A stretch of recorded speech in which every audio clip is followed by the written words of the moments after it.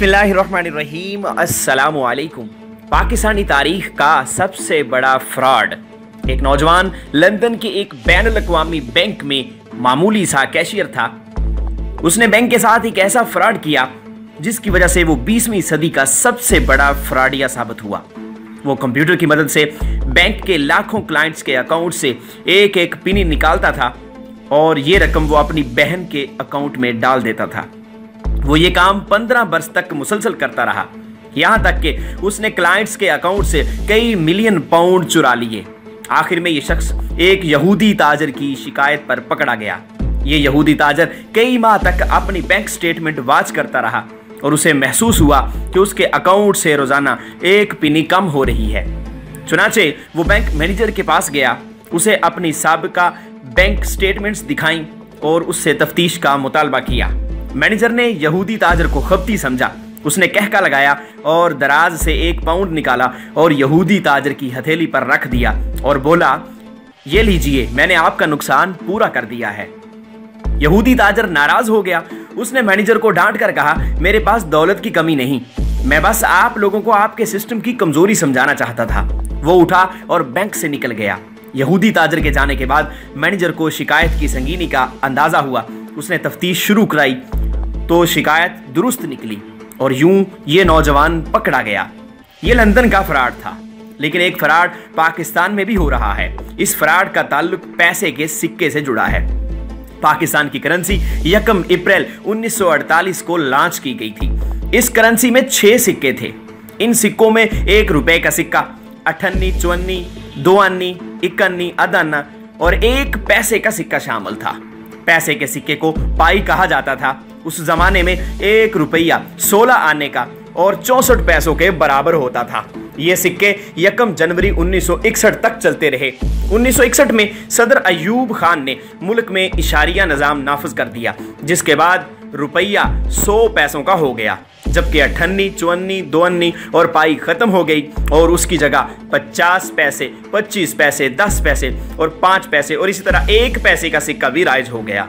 ये सिक्के जनरल ज़ियाउल हक के दौर तक चलते रहे, लेकिन बाद आहिस्ता आहिस्ता खत्म होते चले गए, यहाँ तक कि आज सबसे छोटा सिक्का 1 रुपए का है और हमने पिछले 30 वर्षों से 1 पैसे, 5 पैसे, 10 पैसे और 25 पैसे का कोई सिक्का नहीं देखा।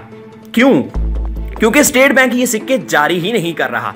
लेकिन आप हुकूमत का कमाल देखिए। हुकूमत जब भी पेट्रोल, गैस और बिजली की कीमत में इजाफा करती है तो उसमें रुपयों के साथ साथ पैसे जरूर शामिल होते हैं। मसलन आप पेट्रोल के ताज़ा तरीन इजाफे ही को लीजिए। हुकूमत ने पेट्रोल की कीमत में 5 रुपए 92 पैसे इजाफा किया, जिसके बाद पेट्रोल की कीमत 98 रुपए 99 पैसे हो गई। हाई स्पीड डीजल की कीमत 117 रुपए 43 पैसे हो गई। अब सवाल यह है कि मुल्क में पैसे का तो सिक्का ही मौजूद नहीं, लिहाजा जब कोई शख्स 1 लीटर पेट्रोल डलवाएगा तो क्या पंप का कैशियर उसे 87 पैसे वापस करेगा? नहीं, वो बिल्कुल भी नहीं करेगा। चुनाचे इसे लाजमन 98 रुपए की बजाय 99 रुपए ही अदा करने पड़ेंगे। ये ज्यादती क्यों है? अब आप मजीद दिलचस्प सूरत हाल मुलाहजा कीजिए। पाकिस्तान में रोजाना 3,20,000 बैरल पेट्रोल फरोख्त होता है। आप अगर इसे लीटर्स में कैलकुलेट करें तो ये 5,08,80,000 लीटर बनता है। अब आप अंदाजा कर लीजिए कि अगर पेट्रोल सप्लाई करने वाली कंपनियां हर लीटर पर 87 पैसे उड़ाती हैं तो ये कितनी रकम बनेगी? ये 4,42,65,000 रुपए बनती है। और ये रकम हतमी नहीं है क्योंकि तमाम लोग पेट्रोल नहीं डलवाते। सारिफीन डीजल और मट्टी का तेल भी खरीदते हैं और ज्यादातर लोग 5 से 40 लीटर पेट्रोल खरीदते हैं और एक बड़ी हद तक ये पैसे रुपयों में तब्दील हो जाते हैं, लेकिन उसके बावजूद पैसों की हेराफेरी मौजूद रहती है। मुझे यकीन है कि अगर कोई माशी माहिर इस इशू पर तहकीक करे और वो पैसों की इस हेराफेरी को महीनों को, बरसों और बरसों को 30 साल से ज़रब दे तो ये अरबों रुपए बन जाएंगे। गोया हमारी सरकारी मशीनरी 30 वर्ष से चंद खुफिया कंपनियों को अरबों रुपए का फायदा पहुंचा रही है और हुकूमत को इस बात के बारे में मालूम तक नहीं। हम अगर इस सवाल का जवाब तलाश करें तो ये पाकिस्तान की तारीख का बहुत बड़ा स्कैंडल साबित होगा। ये भी हो सकता है कि इस करप्शन का वॉल्यूम 4.5 करोड़ रुपए ना हो, लेकिन इसके बावजूद ये सवाल अपनी जगह मौजूद रहेगा।